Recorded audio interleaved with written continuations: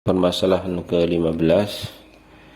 Qala hafizahullah ta'ala at-takhdiru fi athna'i shawmi hal yubtiluhu. Bius ketika berpuasa apakah membatalkannya?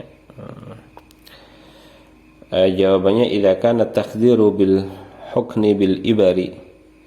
Kalau biusnya itu dengan cara disuntik, fayati fihil khilaful mutaqaddimu, maka ya sudah pernah dibahas bagaimana hukum suntikan.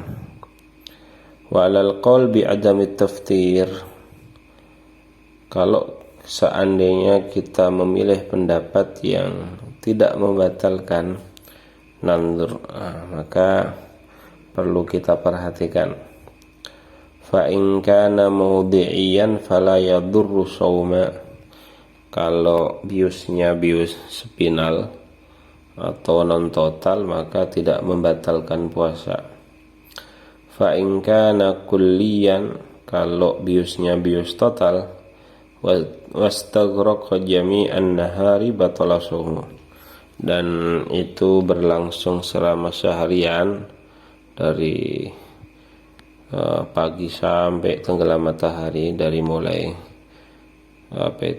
fajar sampai tenggelamnya matahari, maka batala shaum, puasanya batal, disamakan dengan pingsannya.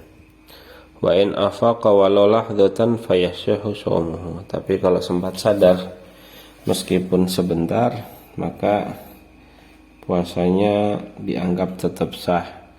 Ya, ini disamakan dengan igma atau pingsan. Qala sahib Zubat, penulis Zubat mengatakan, wa in yufiq mugma alaihi ba'da yawm walau haidatan yasihu minhu shaum. Orang yang puasa kalau sempat sadar meskipun sebagian waktu, maka puasanya tetap dianggap sah. Jadi di sini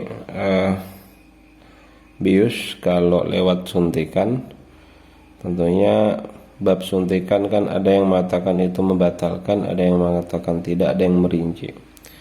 Kalau toh kita mengambil pendapat yang tidak membatalkan, maka tetap harus kita rinci.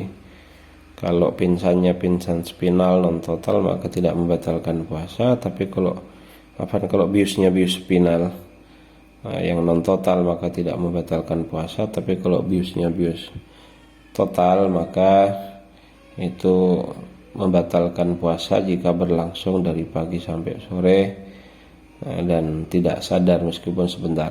Adapun kalau sempat sadar meskipun sebentar maka puasanya dianggap sah. Ini. Nah, pembahasan tentang orang yang mabuk ataupun pingsan ini kan ada khilaf antara Ibnu Hajar sama Romli.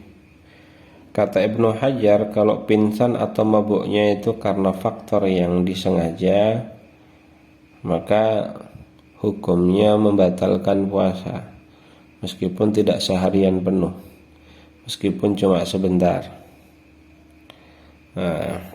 Adapun kalau karena faktor yang tidak disengaja, maka tidak terlepas dari dua kondisi. Kalau berlangsung seharian penuh maka membatalkan puasa, kalau sempat sadar meskipun sebentar maka tidak membatalkan puasa. Ini versi Ibnu Hajar. Adapun versi Romli, kalau berlangsung seharian penuh maka membatalkan puasa, tapi kalau sempat sadar meskipun sebentar maka tidak membatalkan puasa. Dalam bab ini Romli tidak membedakan apakah pingsan dan mabuknya itu karena unsur yang disengaja atau tidak disengaja. Patokannya versi Romli adalah apakah berlangsung seharian pagi sampai sore atau tidak. Kalau iya berarti membatalkan, kalau tidak berarti tidak membatalkan. Ini. Itu. Wa amma idza kana at-takhdiru an tariqil anfi min khilalil ghazat ay al-bakhakhah, kalau biusnya itu lewat hidung, misalnya lewat semprotan atau lewat spray misalnya, maka itu ya dilihat dulu. Fa in kanat mujarrada atharin la ainin fa innahu la tu'athir. Kalau itu bukan benda yang disemprotkan, hanya sekedar uap tanpa membawa benda, fa innaha la tu'athir, itu tidak membatalkan puasa.